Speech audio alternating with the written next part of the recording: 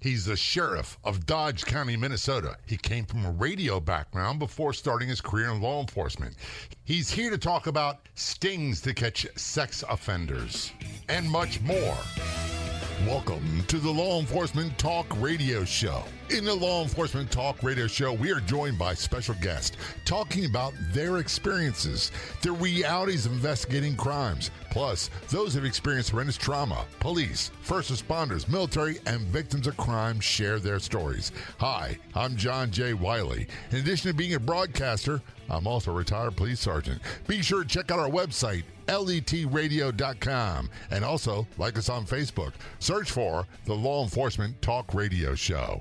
Of all the radio stations in the United States, there are no other shows like the Law Enforcement Talk Radio Show.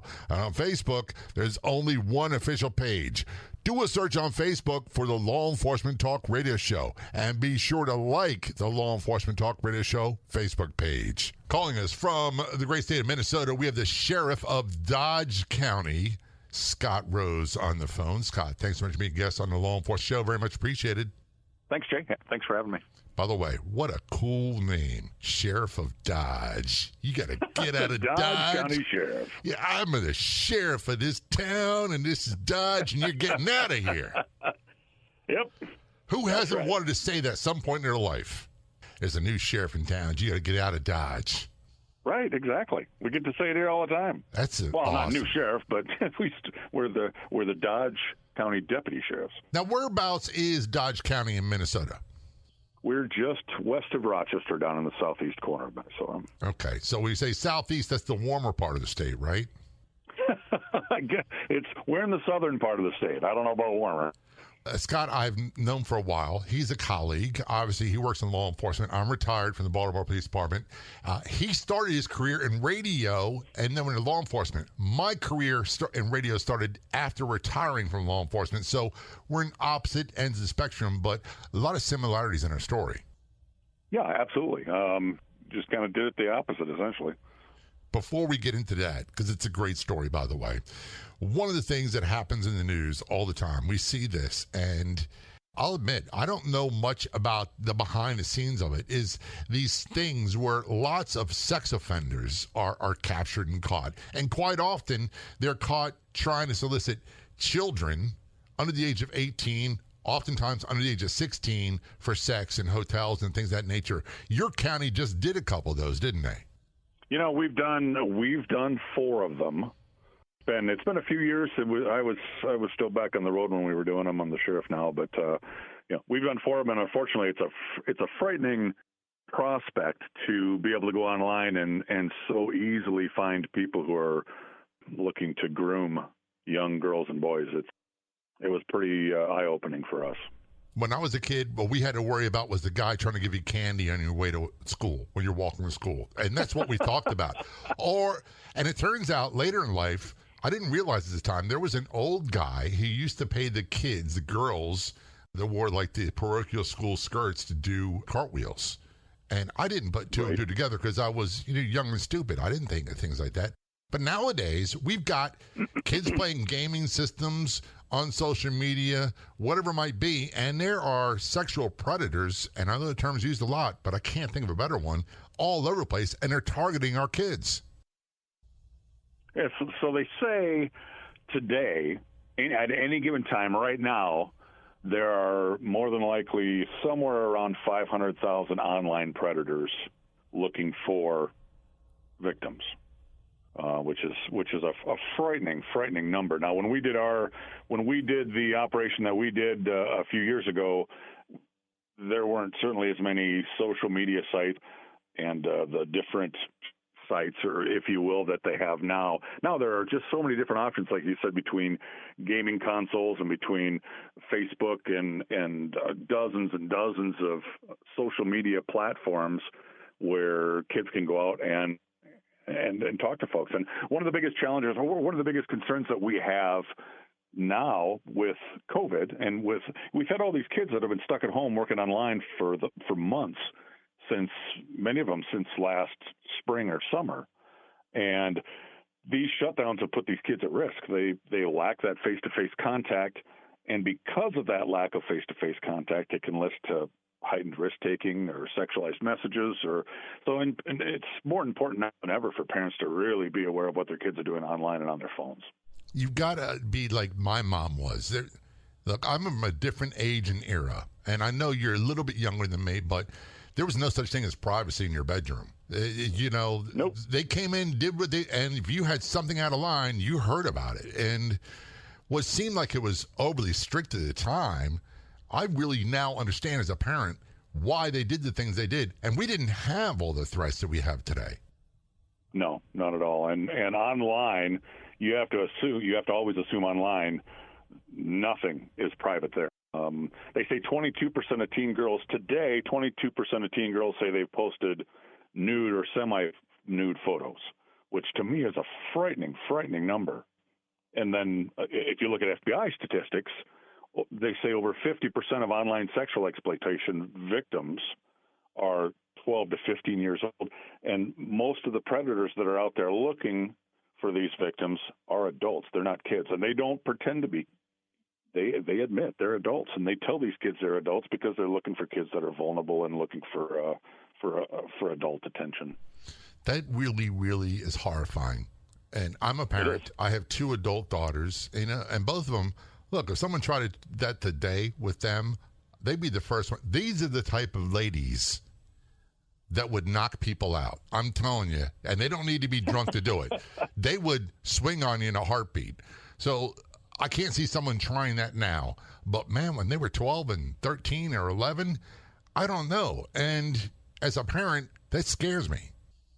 I know. The target category is 12 to 15, and it happens to boys and girls. It's not just girls, but certainly we see more female victims. I think the assumption that many of us in law enforcement have is a lot of the male victims, or I shouldn't say a lot, but there are probably many male victims that more so than female that don't want to admit that they become victims, so they don't know about them. And I'll be honest, later on in life, a lot of these young men that had that happen to them really struggle. And they struggle with things like, how come I couldn't defend? If I couldn't defend myself from that, then it really attacks their sense of masculinity and self-defense. And when you're 12, 11, 13, 14, I'll be honest with you, at 18 years of age, I didn't know anything I know today. And I remember growing up and going through the police academy and being just turned 22 and having to go to these life and death calls and feeling, as I look now back and go, man, I wasn't equipped for this.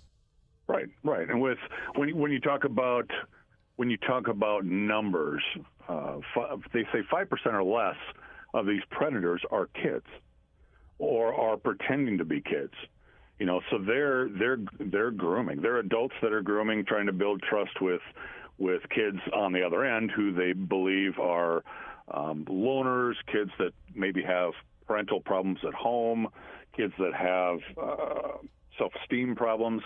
They're looking for that right victim to groom, and unfortunately there's so many of them out there. It's scary. And these predators are very good at what they do. This is a Law Enforcement Show. We're talking with Sheriff Scott Rose from Dodge County, Minnesota. We're talking more about stings to catch sexual predators, especially online, and much more. Everyone's welcome at the Pet Rescue Life Facebook page, where you'll find fun, informative, and enjoyable posts daily. Purebred, mixed breeds, rescues, we love them all. Be sure to like the Pet Rescue Life Facebook page. Did you know that there are people earning $30,000 or more per month from Meta or Facebook? Did you know that you can too? All without breaking the time bank. Learn how to work smarter and not harder on Facebook. Get step-by-step instructions on what to do and what not to do. Start with a free membership. Get details at letbreak.com. letbreak.com. That's letbreak.com.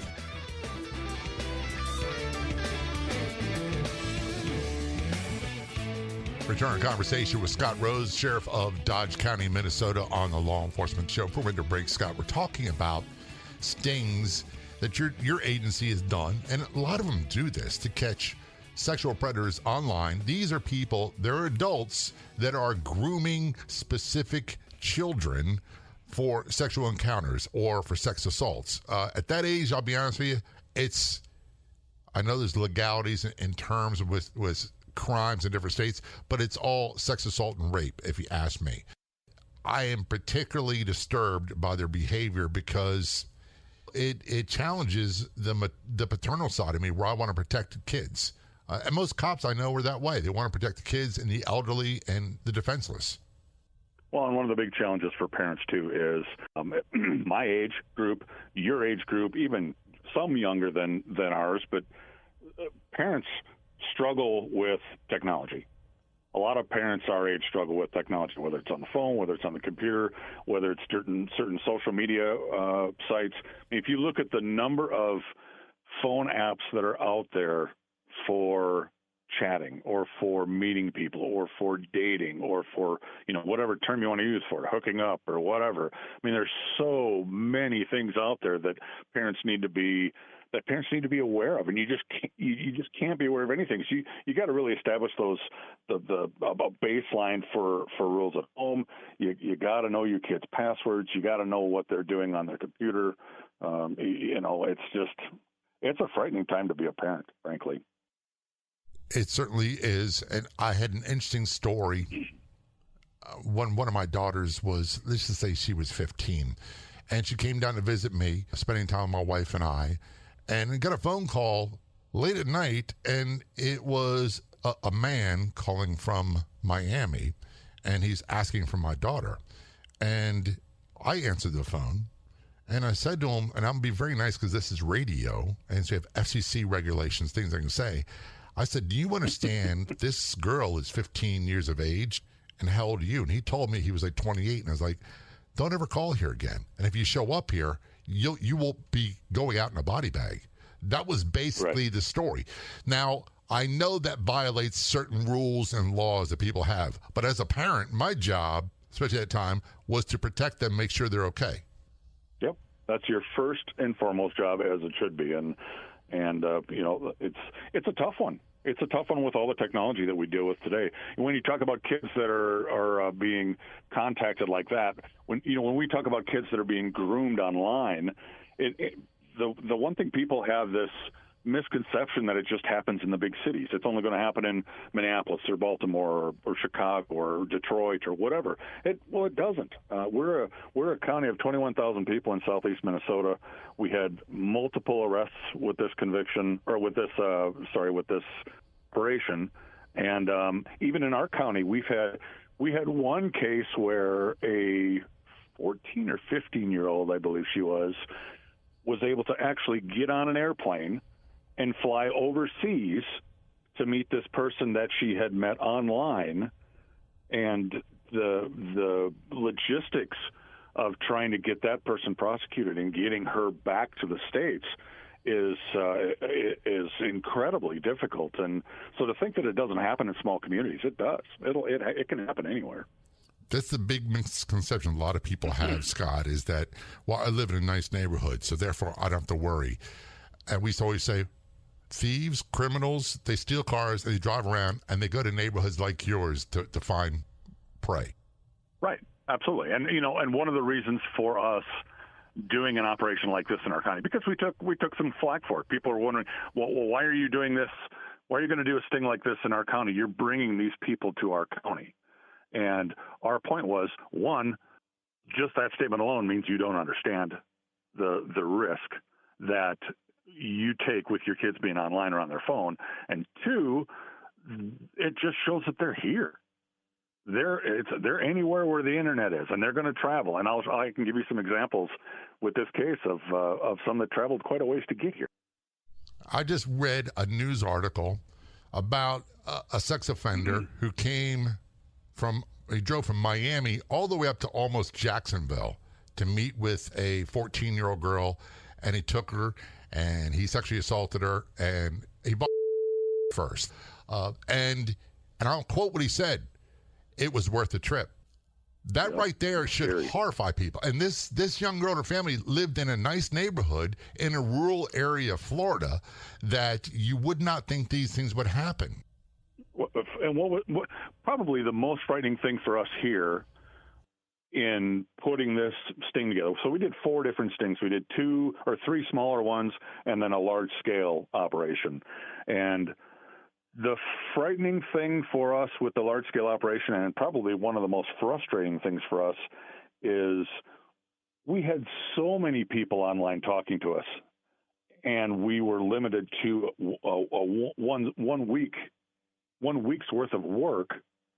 We had to limit who we were going after, the worst offenders that were online talking to us.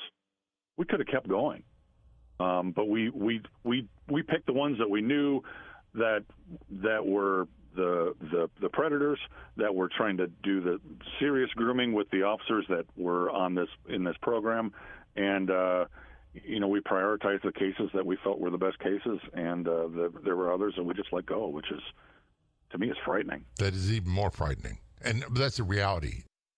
Certain cases are not winnable in court. There's not enough evidence, or they're so backlogged, they'll say it's just not worth the time, let them go. So you do the smart thing, and that's what you do. But that means, and I hate to say this, I don't want to be the spreader of doom and gloom and fear, but as a parent, those people escalate. They get better at what they do. I just did an interview not that long ago with a prosecutor who prosecuted Ted Bundy, the last murder he did, and it involved abducting, sexually assaulting, and murdering a 12-year-old girl. And this guy admitted to killing 30 people in his career. And as he got better at it, he became more efficient. And when you let people go that are the lower rung, so to speak, I just worry that they are going to get more efficient in what they do. Right. And with this case that we did, or with the sting that we did, the last one, the larger one, this was a few years ago, so we didn't have as many social media platforms as we do, just a fraction of the social media platforms that we have today, where kids can meet other people online. And even back then, we had the one gentleman that drove down here 3 hours from up north, who, after being interviewed, admitted to doing this on a regular basis and said he'd driven as far as New York to meet in person a 13 or 14-year-old that he had met online and that he had talked online about having sex with. Wow, that's scary. And we are talking with Sheriff Scott Rose from Dodge County, Minnesota. We're going to talk more about sexual predators, stings to catch them, and then we're going to transition to a lighter topic. Well, kind of. This is Law Enforcement Show. Don't go anywhere. We'll be right back. Did you know that Facebook has an estimated 3 billion active users all across the planet?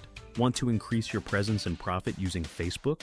Learn how you can do that every day, like I do. Plus, you can earn revenue from Meta every month. All this without breaking the time bank. Learn how to work smarter and not harder on Facebook. Get step-by-step instructions on what to do and what not to do. Start with a free membership. Get details at letbreak.com, letbreak.com. That's letbreak.com. Follow the Law Enforcement Talk Radio Show and podcast on the Newsbreak app. It's free. And get the latest crime and law enforcement news on the Newsbreak app. It's simple, easy, and free. Just download the Newsbreak app. Then search for and follow the Law Enforcement Talk Radio Show and podcast on the Newsbreak app. Return to conversation with Scott Rose. He is the sheriff of Dodge County, Minnesota. I swear I'm going to say that as much as I can because it just sounds so cool. I think of Wyatt Earp and all those guys walking down. You better get out of Dodge, partner. It is cool. It is cool. We're talking about catching sexual predators, and it's not a cool subject, and it's not something that I think anyone really wants to deal with or hear about. But the reality is there are violent criminals out there, and they're predatory in nature, and they find certain people to prey on. And quite often, those are our children. And it doesn't matter where you live, you're not safe from it because we live in a connected world with gaming devices and social media and everything else. And your children, if they're on there, they are being targeted by these predators. Well, and the frightening thing about it, too, is that these predators come from all walks of life. We had, during the large sting that we did, we had a farmer. We had a couple students. We had an oil change store manager. We had a factory worker. We had a truck driver. We had a high school janitor who had worked at that school for nearly 20 years. We had a high-dollar engineer, or a mechanical engineer from the cities, who came down, who was probably one of the scarier ones. We had a gentleman from Iowa who came up, who was a convicted rapist, and a lot of these folks have wives and kids at home. You know, a lot of these, I'd say half of them probably were married, which you just don't know. You just don't know who these folks are. And they really are good at blending in. You know, people, and this is a common misconception I get quite often. People always talk about the boogeyman or the scary guy down the street, and especially when we're talking about our children. And it's quite often someone who doesn't look like a killer, doesn't look like a sexual predator, doesn't have the boogeyman features that we're so used to in Hollywood. They look normal, and they do their best to fit in. Yeah, and they groom. They're good at grooming. They're good at manipulating. These guys look for kids who are lonely. They look for kids who have low self-esteem. So when we put together our larger group and the larger sting that we did for the week, we set up profiles who were young females. They were females who were more often typically home alone. Some females that were with split families, who mom was there, dad was gone. Families with mom who's always working, kids left home alone, where the kid has a lot of extra time on the computer or the phone. Kid that skips school, kids that they use grooming techniques, whether it's with cigarettes or whether it's with weed or whether it's with alcohol.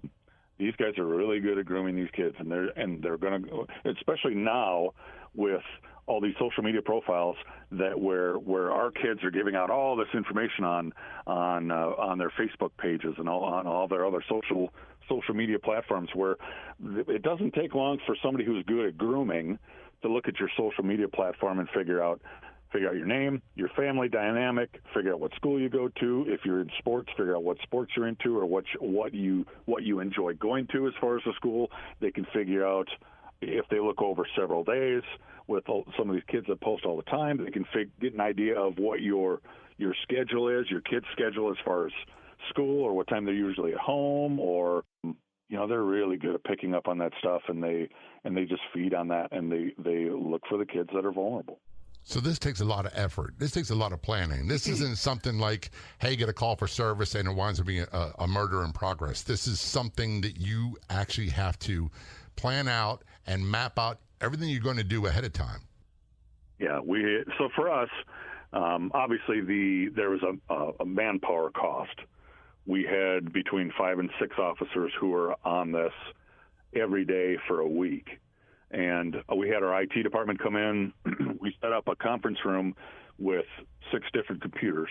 And these computers were computers with hard drives that we could keep as evidence for these cases. And the service that we brought into that room was a monitored service for internet access. We had to line up adult females. Needed pictures, so we needed pictures on these profiles. So we found adult females. Some of them were family members of our officers, who we found pictures of them when they were younger and underage, and they signed off allowing us to use their picture as a profile picture. We would, we'd have to go through. There's so many different acronyms and. Or you go through an urban dictionary, or there are online dictionaries that we were able to use at the time, and just to make sure that, because that's the other thing we got to do too, is we got to type and portray ourselves online as a 12-year-old, a 13-year-old, a 14-year-old. You can't type like a 50-year-old or a 40-year-old or however old you are, and you're essentially role playing a young teenage kid for a week.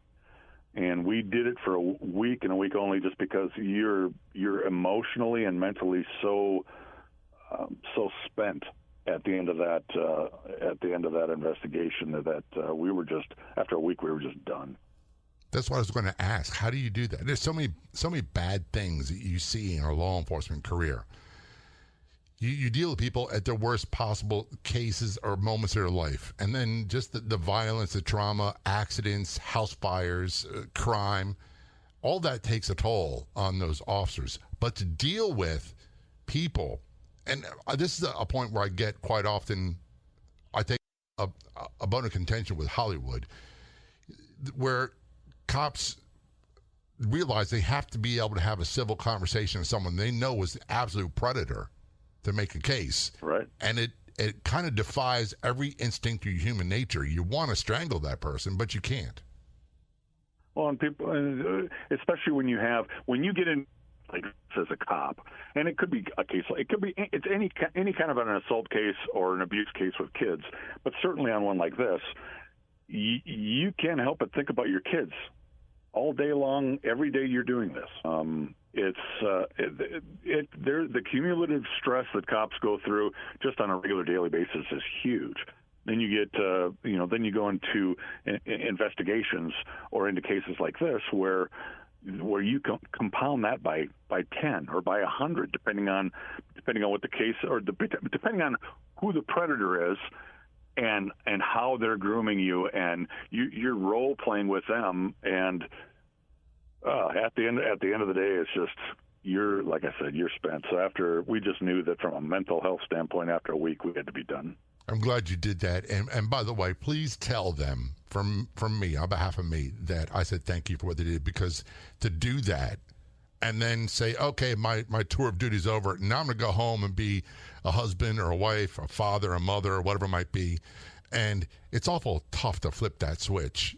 I used to think that there's a little procedure I used to go through psychologically that when I was taking off my soft body armor, the sound of the Velcro coming off, in my mind, Scott, it was, all right, I'm shedding armor. Now I'm going from being cop J to husband J and dad J and brother and son and all those things. And I did very well with that for a very long time until I wasn't very good at it anymore. When we return, we're going to talk more about that and some interesting things about Scott Rose. I told you earlier that he started in radio before entering into law enforcement, and now I'll give you a little hint. He might be heading back towards the broadcasting field when his law enforcement career is over, which is not happening soon, but it will eventually happen. This is Law Enforcement Show. We're going to take a short break. We'll be right back.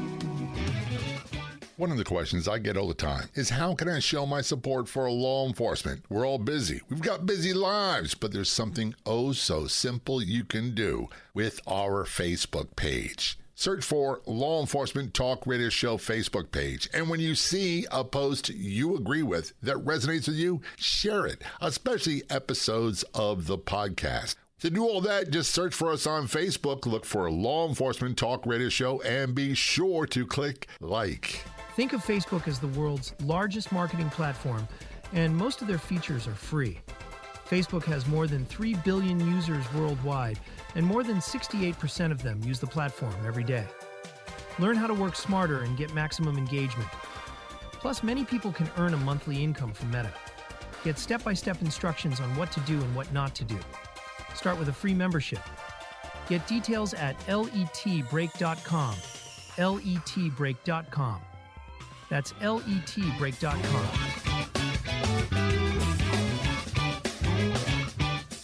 Current conversation with Scott Rose, Sheriff of Dodge County, Minnesota. This is the Law Enforcement Show. Scott is, like many people in law enforcement, he's an interesting character. People like to portray us as being all the same. And the standard joke was in Baltimore that he was a white guy and he had a mustache, and that's what I had at the time. But we all wear a uniform. We all have similar haircuts. And so there's a real easy temptation to look at our law enforcement agencies as they're homogenized and are one type of person. The truth is, we were made up of every walk of life. We had every race, every religion. We had lesbians, gays, straight people, atheists. It didn't matter. And no one I worked with cared ever about your background. They cared about how you did the job. Absolutely. You just need to know that officer is going to be there for you if you need him. Exactly. And, or him or her. It didn't matter if it was a him or her. It didn't matter what their preference was, what their background was. We're all doing the same job. When we all put on the vest and the belt, we all take the same risks, and we want to make sure that you're there to support. And it also didn't really matter how big and bad you were, or of course, if you had a really bad fight, you'd want the biggest, baddest person to show up. But the truth was, we'd say, I don't care if all you can do is grab a hand. And hold them. So, and by the way, handle the calls in your post, so I don't have to handle yours and mine. But what makes your story interesting, Scott, is you were actually in broadcast radio, commercial, United States American radio before starting your law enforcement career. Tell us how long ago that was. I went to broadcasting school in '87. And my dad's a cop, or my dad was a cop. He was a cop for years when I was growing up. And when I told my father, I'd always been involved in music in school. I play guitar. I play in a band now, and so I'd always been involved in music. And when I got I went to Phoenix on a vacation. And I actually found a broadcasting school there, and I stayed, and I went to that school, and I told my dad, I said, I think I know what I want to do, and now that I'm all grown up, 18 and out of high school, I said, I think I'm going to be in radio. And Dad says, my dad, son, I think that is a perfect choice for you. And I'm thinking, he's going to tell me because you got a great voice, or you're very well spoken. I said, well, why is that, Dad? He said, because, Scott, you have the perfect face for radio. I'm like, really, Dad? I thought it was going to be something really sappy, and nope, perfect face for radio. Well, thanks, Dad. So, yeah, I went into radio, went to broadcasting school in downtown Phoenix to the Ron Bailey School of Broadcast, and man, I loved radio. I loved working in it. That was back when most of the stations that I worked at were all family-owned stations. Right. So we didn't have to follow all the corporate, and we got to do our own thing. We got to make our own set lists. We got to pick our own music. We got to pick our own promotions and do our own stuff. And boy, we had fun. Radio was a blast. It certainly changed quite a bit because I'm also a full-time radio guy in addition to this show. And my story's a little different. I got hurt and retired at the age of 33. So my whole world kind of collapsed. I was like, what do you do now? This is all I know. Being a cop's all I know. And about 8 years later, I began pursuing a career in broadcasting, and it started with the early days of what we now call podcasting. It was very simple. Record a show. It's loaded up on your website, and people could download it and listen. That's what we did. And then I went to broadcasting school at night. Before that, I bought time at a station where it's called a brokered station, where you buy your time, you sell your advertising, you do your own show. Oh, right. And yep. I really got the bug. So I went to broadcasting school at night, and I've been doing full-time radio in the music world ever since. And that's since age 45, which is quite a while ago now. Yeah, I tell you what, I loved radio. I love music, and I think initially that's what drew me to radio, and I don't know. It's so hard to explain, with the especially with the family-owned stations, because they really let us do the creative stuff. We were really allowed to do everything we could to create a station or create something that people wanted to listen to without a lot of outside influence. So there were stations that I was at where we did great. There are other stations that didn't do so good. But the creative aspect of it to me was fun. I loved it. So how did you make the transition to law enforcement from radio? So it's kind of, you're going to laugh at this. So I always had horses. My wife and I have had horses. We've raised horses for years, and my job ended up taking me away from home a lot, or taking up a lot of my time to the point where I wasn't able to do as much on horseback as I would have liked to. And my dad made the suggestion that, well, son, at the Dodge County Sheriff's Office, we have the Dodge County Mounted Posse, where you could volunteer. Hold on. Essentially, it's like a reserve officer. Hang on. You're a part of a posse in Dodge County? I know. That's. I was waiting for you to go there. That's like a Western flick right there. Yep. That's great. Yep. I don't know what more to say. We did everything on horseback back then. We did fair security, we did rodeo security, we did parades. Everything was done on horseback, and that's how I got involved initially. Was because of the posse. So it's horses that got you back into law enforcement. I know. So on the posse, when you got on the posse, one of the requirements was you had to volunteer one shift a month and do a ride along with patrol. That was a requirement for being on the posse, as being a volunteer for the sheriff's office. And once I started doing the ride-alongs, I got hooked on it. I loved it. The camaraderie, the night work, the adrenaline, the fact that, as cliche as it sounds, the fact of being out there helping the community, being out there to help people. I loved it, and I got to the point where I looked forward to that more than I did my regular job, and I ended up going back to college. And in Minnesota, you have to have a college degree in order to be a cop. You can't just go to an academy or whatever. You have to have either a 2-year or a 4-year degree before you can get into a post-accredited, hands-on training type of academy to go into law enforcement here. So I ended up going back to school and did the law enforcement thing. And I started at the agency that my father started at the year I was born. He started the Casson Police Department, which is where I started, and then I migrated from there to the Dodge County Sheriff's Office, which is what my dad did, and from the Sheriff's Office here right around 2000. And I've been involved with the Sheriff's Office here now since '96. That's awesome. And by the way, thank you for your service. During your career, you began to start, unfortunately, there's a horrible side effect with law enforcement, and that's officers being killed in line of duty and or being severely maimed in the line of duty. And it's just a fact of life, and there's no way of dealing with it. It just kind of comes with the territory. But so many of their stories are lost, and they're not told. And these are some real heroes. So that kind of inspired your work with a podcast, which is where you're getting back into broadcasting. Tell us about that.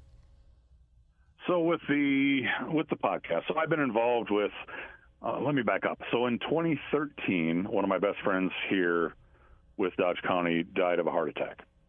He was a 20-year deputy here. He was number 3 in command, and his name was Captain Loring Gunther.